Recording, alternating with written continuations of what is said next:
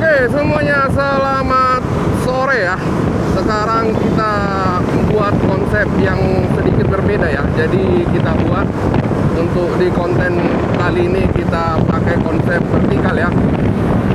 Karena kemarin itu saya habis nonton ini guys, nonton podcastnya Bobon di itu podcastnya Om Deddy Kobuzer ya.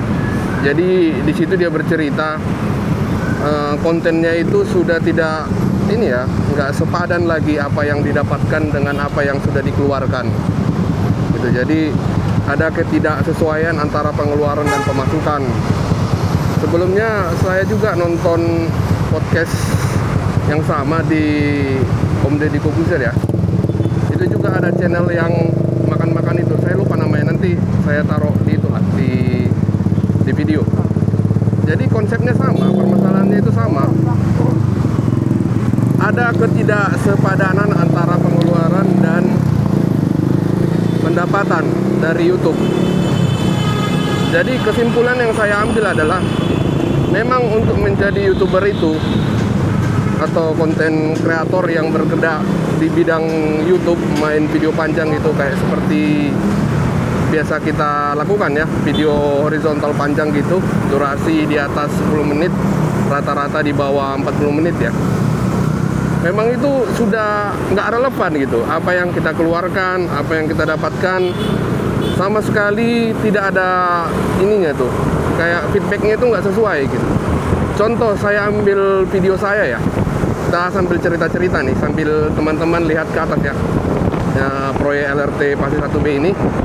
Karena kebetulan di sini sudah sering kita review ya, jadi memang kelihatan sama-sama aja, mirip-mirip aja.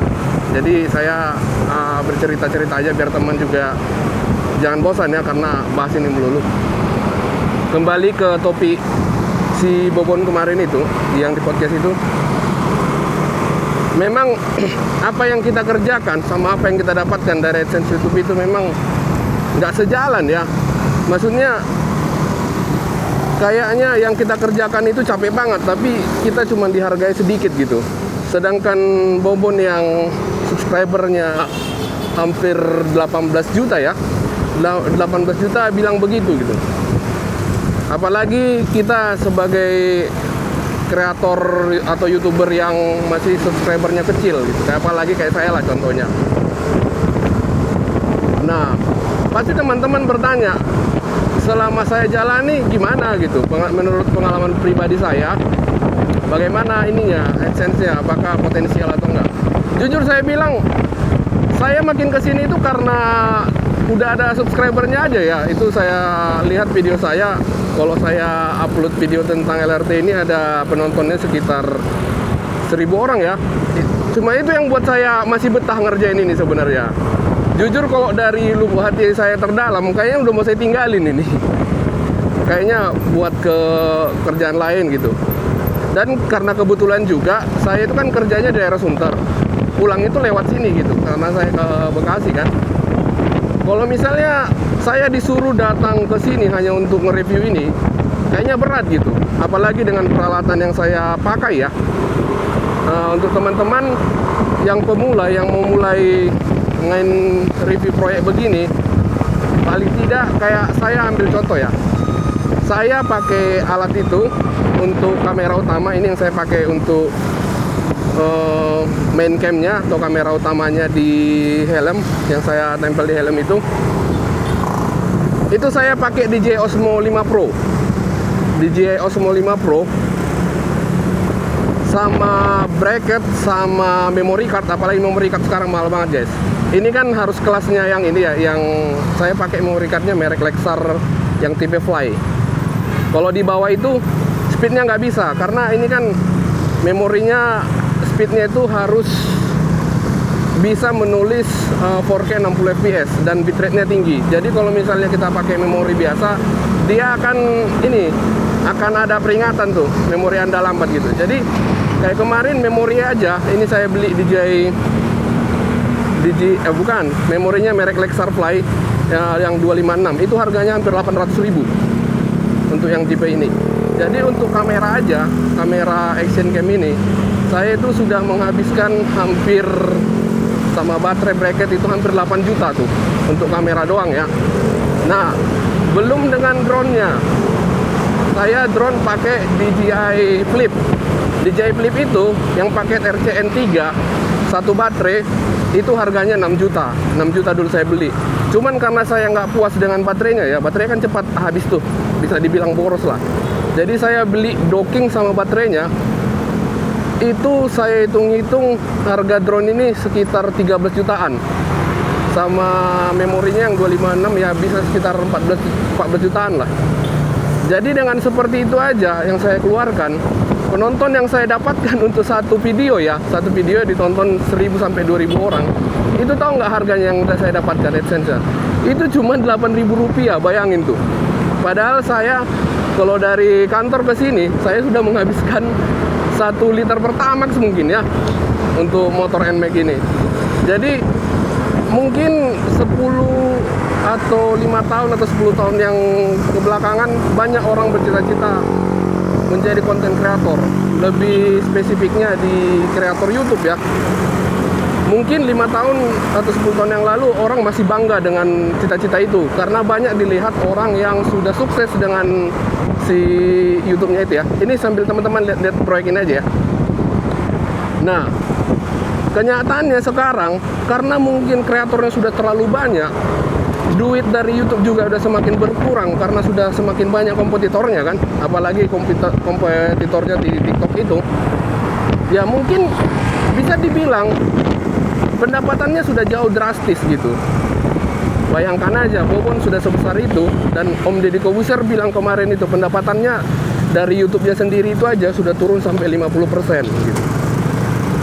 Nah, kembali lagi mengenai relevansi, apakah menjadi YouTuber itu masih worth it atau masih sepadan di tahun 2026 ini? Kalau saya bilang sih, kalau misalnya teman-teman ada pekerjaan lain, ya YouTube jadikan pekerjaan sampingan aja. Ketika kalian punya waktu lebih, punya waktu luang yang memang benar ada, dimanfaatkan untuk buat konten dan kalian yakin dengan konten kalian, silahkan lakukan. Tapi kalau misalnya kalian dari awal banget nih, dari nol banget nih, cita-citanya menjadi YouTuber, ya kalau saya bilang coba dipikirkan lagi deh. Karena yang saya jalani aja sekarang subscriber saya ada 50.000 ya, 50 ribuan. Itu aja saya tuh penghasilannya itu dari AdSense-nya itu per bulan itu mungkin cuma 300-400 ribu doang tuh. Bayangin tuh, saya seniat ini bikin videonya. Justru awal-awal saya itu nge-shootnya itu videonya 4K ya. Tapi makin kesini saya lihat penontonnya juga ya biasa aja. Akhirnya saya turunkan ke 1080. Jadi itu teman-teman ya. Kalau teman-teman mau memulai lagi, mau baru memulai menjadi YouTuber atau konten kreator yang di YouTube, dipikirkan lagi lah. Kalau misalnya ini ya benar-benar pengen jadi YouTubernya. Tapi kalau teman-teman saya udah kerja, pulang kerja saya masih ada waktu, ya nggak apa-apa, sah-sah aja. Saya cuma bercerita apa yang sudah saya alami, apa yang udah jalani. Mungkin saya aktifnya memang 1 tahun terakhir ini sih. Saya aktif itu mulai nge-review projectnya Deddy Mulyadi dan LRT ini. Nah itu yang saya dapatkan. Nanti saya tampilin deh di layar. Yang saya dapatkan kalau misalnya penonton LRT ini sebenarnya rata-ratanya tinggi. Itu rata-rata tontonnya rata-rata di atas 5 menit sampai 6 menit. Tapi memang AdSense-nya cuma segitu. Saya ambil videonya pakai action cam, pakai drone, saya edit. Nah, saya ngedit juga pakai laptop ini ya, laptop yang memang khusus untuk edit video gitu. Saya pakai laptop Asus TUF Gaming karena kalau di bawah itu, nah ini informasi juga sama teman-teman ya. Kalau teman-teman berpikiran mau beli kamera begini-begini yang bagus, kalau komputer kalian nggak sanggup, itu semua nggak ada gunanya. Sesuaikan aja. Karena yang saya jalani, kalau laptop kalian masih di harga 8 juta, ngedit 10, 80, 60 fps aja, itu udah ngos-ngosan tuh. Nah, jadi karena itu, melihat apa yang saya keluarkan, usaha yang saya buat serta sedikit pengetahuan saya mengenai proyek-proyek ini yang saya dapatkan memang nggak sepadan. Ya, tapi karena saya juga mikirnya ya udahlah, nunggu pulang juga sekalian jalan, ya udah saya lakukan. Nah, itu buat teman-teman saya itu subscriber setia saya ya.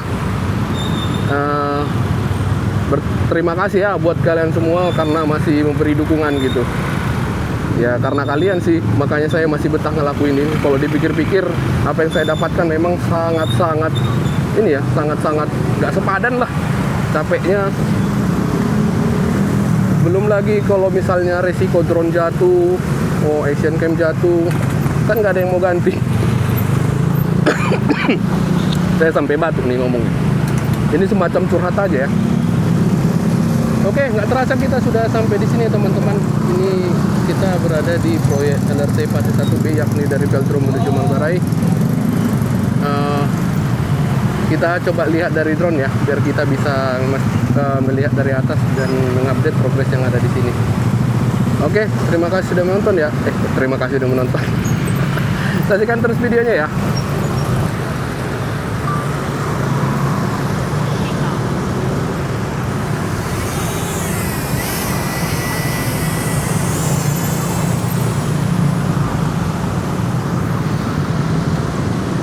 Oke teman-teman semuanya, sekarang kita sudah mengudara ya. Dan saat ini kita lihat lagi progres yang ada di stasiun Manggarai ini. Oke, untuk awal kita lihat lagi di ini ya, di yang di Jalan Tambak ini ya. Coba kita lihat ke depan, apakah ada yang sudah tambah di sini. Nah, ini dia LRT yang ada di Jalan Tambak. Kondisinya sekarang seperti ini untuk di tanggal 13 Februari tahun 2026 ya. Jadi penampakannya seperti ini. Belum ada penambahan progres yang signifikan dan cenderung masih mirip dengan bulan-bulan yang lalu ya. Di sini rel keretanya masih terpasang di satu sisi saja.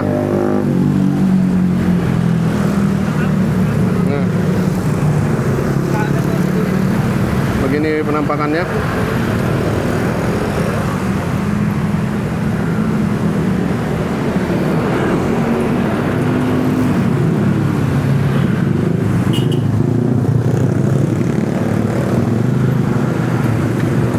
Oke, kita berjalan terus ya, menyusuri rel LRT fase 1B ini. Dan di sini kita lihat masih sebelah kanan doang nih yang terpasang nih.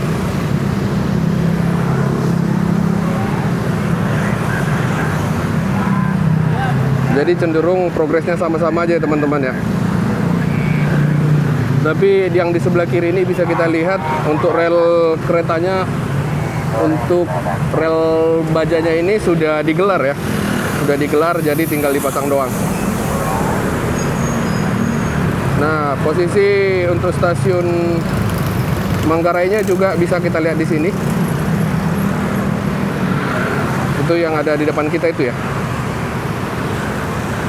Dan beginilah penampakannya update progres pekerjaan LRT fase 1B, yakni dari Velodrome menuju Manggarai ataupun arah sebaliknya yang posisi di Jalan Tambak.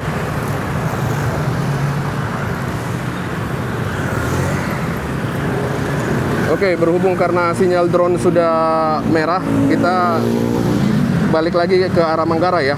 Coba kita lihat stasiun Manggarai.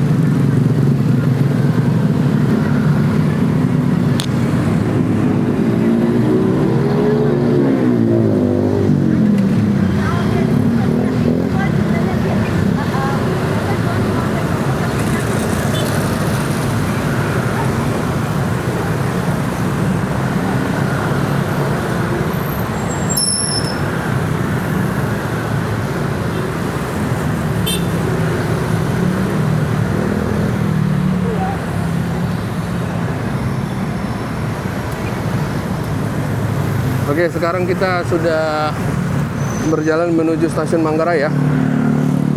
Dan begini penampakannya. Ini posisinya sebelum tikungan ke arah kanan ya. Jadi nanti si LRT-nya itu dia belok kanan. Nah, posisi tikungannya itu startnya dari sini nih. Nah, bisa kita lihat itu ada kereta ya, kereta yang ke stasiun Manggarai. Nah, itu ada kelihatan 2 kereta. Pas banget ya momennya ya.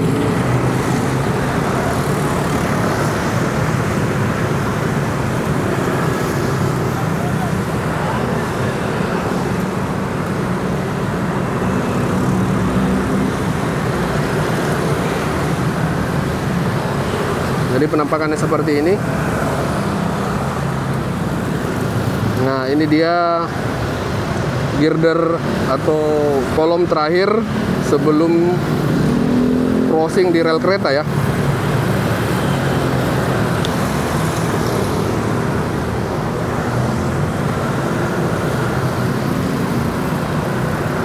Penampakannya seperti ini, dan rel rel kereta yang kita lihat sekarang ini itu adalah rel kereta existing untuk kereta listrik dan diesel ya. Jadi nah ini itu stasiun Manggarai. Itu salah satu stasiun yang paling sibuk ya di Jakarta. Nah, ini kita kembali ke jalur LRT fase 1B ini.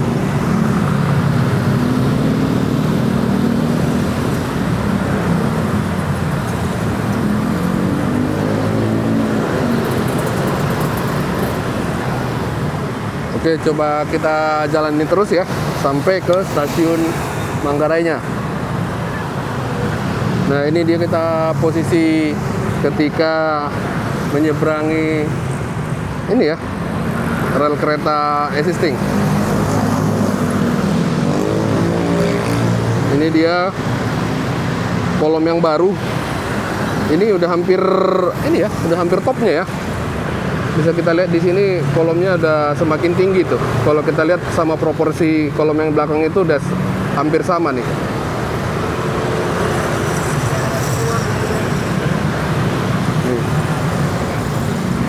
Jadi memang ini ya, badan sungai itu memang kemakan ya sedikit ya.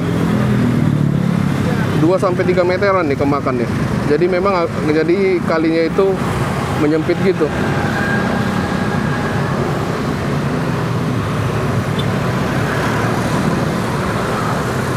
Ini penampakan kolom yang ada di depan Pasaraya Manggarai.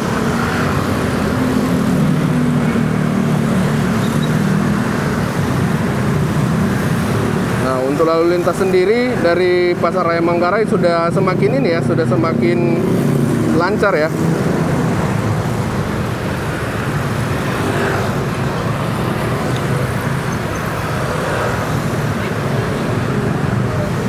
Nah, ini posisinya di depan Pasaraya Manggarai, dan di sini girder-girder sudah banyak yang terpasang, bahkan di sini slab lantai sudah banyak yang terpasang juga nih. Bisa teman-teman lihat slab lantai sudah banyak yang terpasang di sini nih. Nah, dan lebih ininya lagi, surprisingnya lagi nih sudah dipasang pembesian parapetnya ya, kiri kanan. Besi-besi parapetnya sudah dipasang nih. Dari sini bisa kita lihat masih ada pekerja yang di slab lantainya ini ya. Oke, drone-nya kita naikin sedikit karena kita kehilangan sinyal. Oke. Jadi di sini bisa kita lihat yang di depan itu adalah stasiun Manggarai ya. Stasiun LRT Manggarai.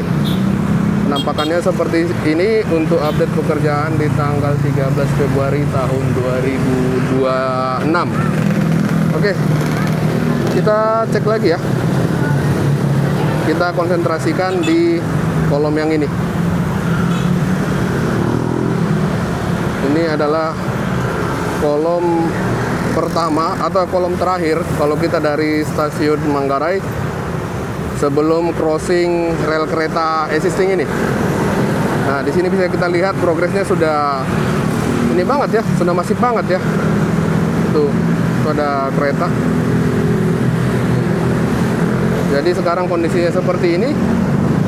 Dia sudah semakin tinggi kita nggak tahu dia ada segmen lagi di depan, di atasnya, atau udah langsung ngerjain pier headnya. Jadi sepanjang proyek ini, kalau untuk kolom yang belum selesai tinggal ini doang nih, tinggal ini doang. Kita nggak tahu apakah ada penambahan kolom lagi ya, atau pier di proyek ini. Tapi sejauh ini dari Velodrome sampai Manggarai ini, kolom yang belum selesai itu tinggal ini nih. Mana tahu saya ada kelupaan, nanti teman-teman tolong bantu komen ya, di kolom berapa gitu, atau di pier berapa. Nah, ini penampakannya ya. Jadi proyeknya continue terus, dan untuk kolom ini tergolong cepat pekerjaannya.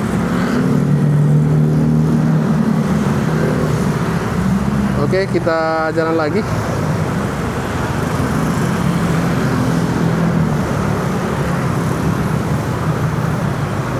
Nampakannya seperti ini ya, teman-teman. Jadi nanti keretanya dari sini belok gitu. Ini simulasinya kalau kita berjalan dari arah stasiun Manggarai menuju stasiun Velodrome. Oke, teman-teman, kita lihat dari bawah lagi ya.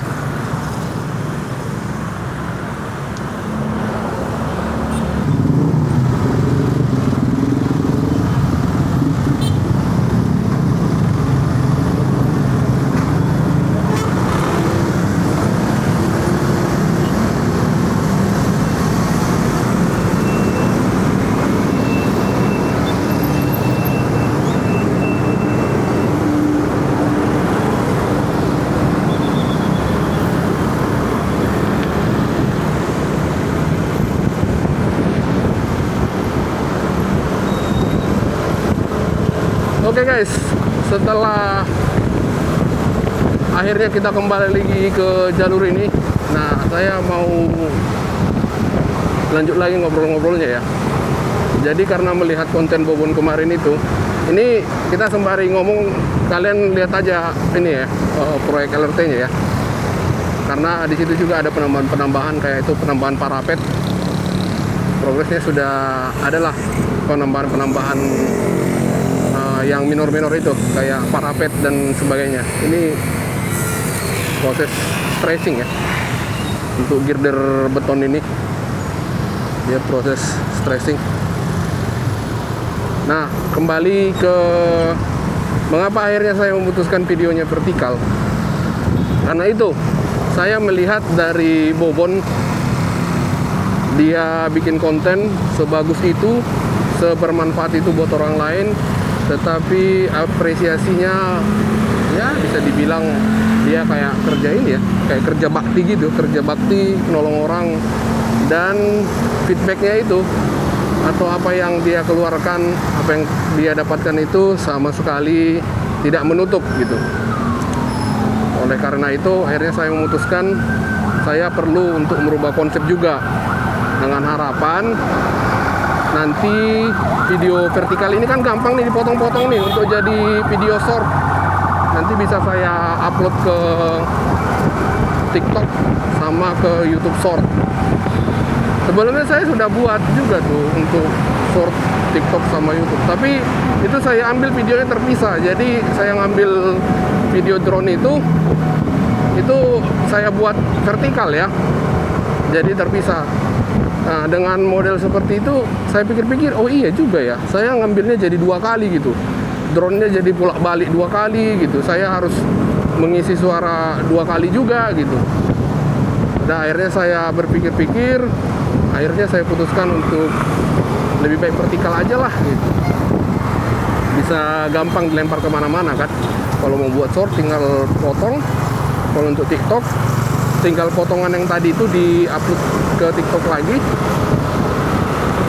Karena jujur di TikTok itu untuk shortnya saya tuh lebih rame nontonnya. Di TikTok lebih rame nontonnya untuk nge-review project ini. Makanya itu dia. Ya udah, saya putuskan jadilah dia video vertikal. Nah, untuk teman-teman yang sudah memulai main YouTube, bolehlah dikasih komentar gimana ininya ya, pengalamannya. Tapi ini khusus teman-teman YouTuber pemula apakah sampai sekarang ini dirasa masih masih sepadan apa yang kita kerjakan dengan apa yang kita dapatkan. Kalau saya sih jujur sih, kalau untuk dari YouTube itu sama sekali tidak sepadan ya. Walaupun dia dapat 300 sampai 350 ribu per bulan, dengan apa yang saya keluarkan itu sama sekali tidak sepadan ya. Sama sekali tidak sepadan. Kita mengeluarkan modal, peralatan. Seperti saya bilang, saya menyiapkan drone, menyiapkan action cam, menyiapkan laptop yang sesuai untuk mengedit videonya. Tapi kayak yang saya bilang tadi, satu video hanya dihargai mungkin sekitar 8.000 atau kita pembulatannya 10.000. Ya, begitulah, semacam ini ya, curhat lah, bisa dibilang curhat atau keluh kesah pada teman-teman semua. Karena saya yakin ya, teman-teman yang ikuti saya itu ya orangnya itu aja tuh, penontonnya cuman yang itu aja tuh, paling nggak nyampe 2.000, cuman 1.500 atau 1.800 itu yang setia nonton video saya ya. Oke teman-teman, mungkin topik kali ini agak keluar sedikit ya, nyerempet kayak curhat gitu. Tapi saya berharap teman-teman bisa menikmati juga, karena kan view-nya ini juga nih, view-nya LRT juga. Apalagi ditambah tadi yang update progress di LRT yang di Manggarai itu. Nah sekarang kita posisinya di ini nih, di Pramuka ya, ini di Pramuka Sari. Dan di depan kita ini nih, apa nih, stasiun Pramuka BPKP. Oke, sekian dulu teman-teman informasi yang saya sampaikan ya. Bukan cuma sekedar informasi, sekedar cerita-cerita, dan menjawab pertanyaan teman-teman juga. Apakah menjadi YouTuber pemula di tahun 2026 yang kita memulai dari nol, apakah masih sepadan apa tidak? Saya bilang sudah nggak lagi deh. Kecuali kalian benar-benar terkenal ya, dan kalian benar-benar yakin punya konsep yang bisa membuat mata tertuju pada kalian, dan kalian yakin punya konten yang bisa bakal meledak dan berbeda dari yang lain. Oke, silahkan saja. Saya bukan memberi pesan pesimis ya, tapi memang yang saya jalani seperti itu. Oke teman-teman, terima kasih sudah mendengarkan curahan hati saya dan mendengarkan update progres pekerjaan LRT Fase 1B, yakni dari Velodrome menuju Manggarai ataupun arah sebaliknya, untuk update progres pekerjaan di tanggal 13 Februari 2026. Buat teman-teman yang sedang bekerja, selamat libur panjang, karena kita tahu di tanggal 16 cuti bersama. Buat teman-teman yang masih kuliah, semangat terus. Semoga kita terus sukses ya. Semoga makin jaya. Dan YouTuber pemula yang mendengarkan ini, tetap semangat kawan. Karena masih banyak waktu untuk membohongi kita.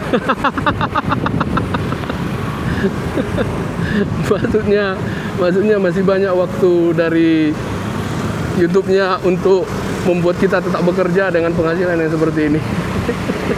Dan teman-teman yang benar-benar hidup dari YouTube dan bisa mensyukuri walaupun pendapatannya kecil, tetap semangat. Mudah-mudahan ada rezeki yang melimpah, nanti penonton kita meledak dan kita bisa menjadi sukses seperti orang-orang lain. Walaupun YouTuber lain yang sudah besar itu malah mengeluh. Oke, saya jadi panjang lebar nih. Oke, terima kasih teman-teman sudah menonton, dan sampai bertemu pada video dan curhatan lainnya. Dadah!